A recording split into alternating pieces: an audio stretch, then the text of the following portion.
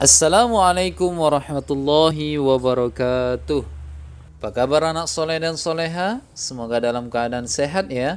Semoga Allah Subhanahu wa Ta'ala senantiasa memberikan kita kesehatan dimanapun kita berada. Baiklah, kembali lagi bersama Bapak dalam channel Yudi Anhari. Terima kasih yang sudah subscribe.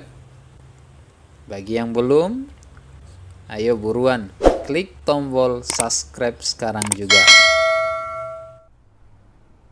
Baiklah anak Bapak yang soleh dan soleha, pada video kali ini Bapak akan melanjutkan materi kita tentang puasa Ramadan. Namun sebelum itu, kita berdoa dulu kepada Allah Subhanahu wa Ta'ala agar diberikan ilmu yang bermanfaat dan pemahaman yang baik. Berdoa sebelum belajar. Bismillahirrahmanirrahim. Raditu billahi rabba wa bil islami dina wa bi Muhammadin nabiyyan wa rasula. Rabbi zidna ilman warzuqna fahman. Amin ya rabbal alamin. Baiklah anak Bapak yang soleh dan soleha, kita mulai pembelajaran ini dengan sama-sama melafazkan basmalah. Bismillahirrahmanirrahim.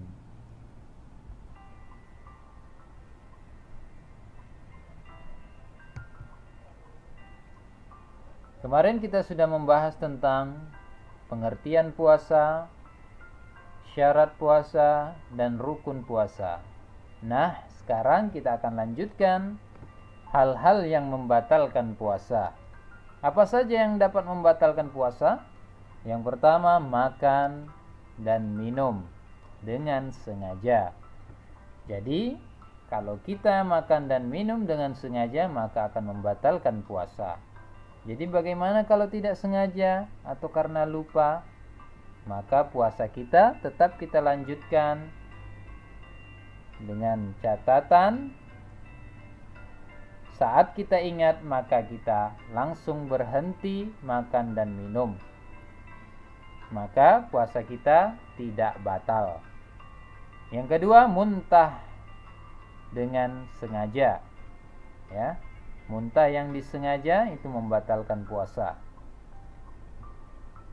Yang ketiga, hilang akal seperti orang gila atau mabuk. Yang keempat, haid atau nifas bagi wanita. Yang kelima, yaitu murtad atau keluar dari Islam. Yang keenam, memasukkan sesuatu ke dalam tubuh walaupun bukan makanan. Jadi ini adalah hal-hal yang dapat membatalkan puasa. Kita lanjutkan manfaat puasa. Mengapa Allah mewajibkan kita umat Islam berpuasa? Puasa adalah sarana bagi seseorang untuk melatih sikap sabar dan pengendalian diri.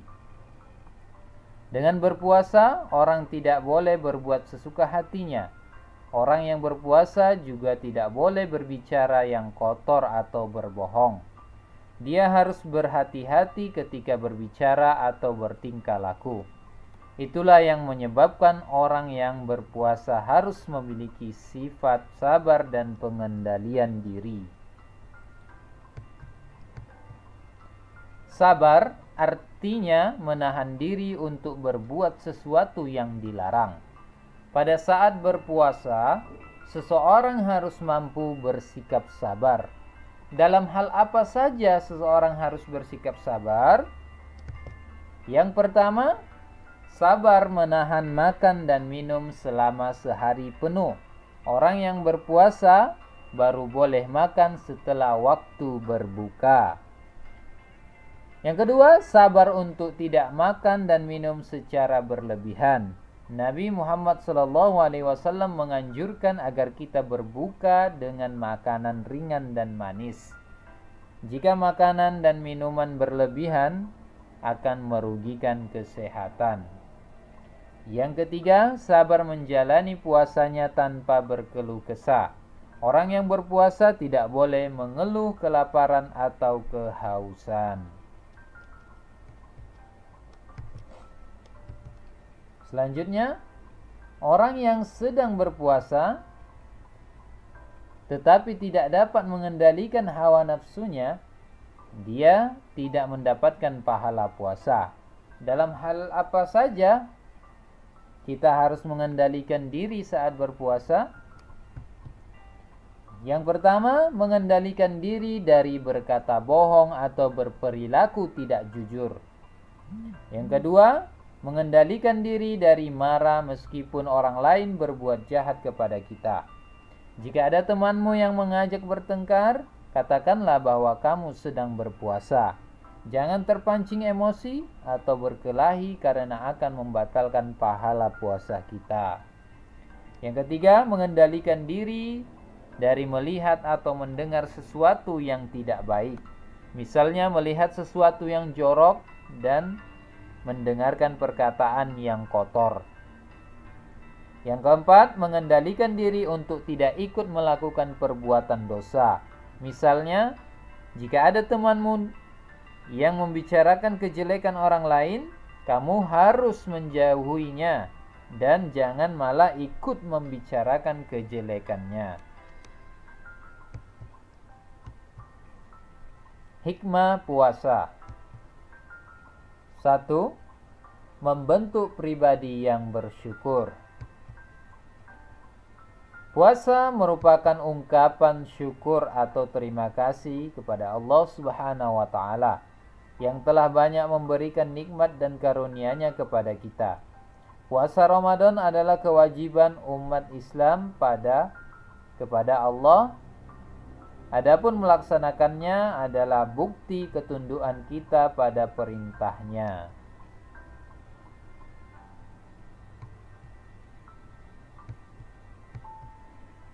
Yang kedua, mendidik kedisiplinan.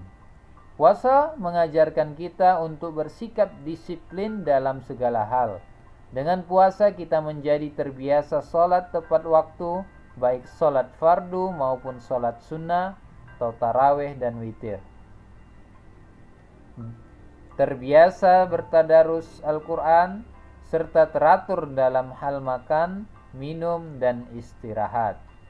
Dengan melaksanakan puasa, kita menjadi orang yang disiplin dalam mengatur kehidupan kita sehari-hari. Yang ketiga, mendidik kejujuran. Puasa adalah ibadah pribadi kita kepada Allah Subhanahu wa taala. Hanya Allah yang tahu apakah puasa kita ikhlas atau tidak. Apakah kita mematuhi syarat rukunnya puasa atau tidak. Semuanya adalah rahasia Allah. Meskipun kita sendirian, kita tidak akan makan dan minum di siang hari karena kita yakin bahwa Allah melihat semua yang kita lakukan. Yang keempat, menjaga kesehatan. Puasa juga bermanfaat untuk menjaga kesehatan karena dapat mengatur pola makan minum kita. Makan dan minum tidak boleh berlebihan dan harus tahu waktu. Jika tidak melaksanakannya, kesehatan kita akan terganggu. Dan akibatnya kita akan jatuh sakit. Dengan puasa, kita mengistirahatkan organ pencernaan kita sehingga dapat bekerja optimal. Jadi, kesehatan kita justru terjamin ketika kita sedang berpuasa. Yang kelima, mengajarkan sikap sosial yang tinggi kepada sesama. Puasa membuat kita merasa lapar dan haus. Hal ini dapat menyadarkan kita untuk memikirkan saudara kita yang miskin, yang setiap hari mereka kelaparan karena tidak memiliki makanan. Jadi dengan puasa dapat menumbuhkan sikap belas kasihan kita kepada orang lain, terutama kepada para fakir miskin dan orang-orang yang membutuhkan bantuan dari kita. Baiklah anak bapak yang soleh dan soleha, itulah tadi materi kita untuk hari ini. Apakah anak bapak yang soleh dan soleha paham? Bagus. Jadi materi tentang bab puasa Ramadan telah selesai. InsyaAllah kita akan lanjutkan nanti minggu depan dengan melaksanakan UHPAI. Bapak yang soleh dan soleha, demikianlah video ini. Terima kasih atas segala perhatian. Mohon maaf atas segala kekurangan. Kita tutup pembelajaran ini dengan sama-sama melapaskan hamdalah. Alhamdulillahi rabbil alamin. Pesan Bapak, semangat dalam belajar dan terus berdoa kepada Allah Subhanahu wa taala agar Allah segera mengangkat virus ini, agar kita bisa kembali belajar seperti biasa di sekolah. Amin ya rabbal alamin. Baiklah Bapak akhiri. Assalamualaikum warahmatullahi wabarakatuh.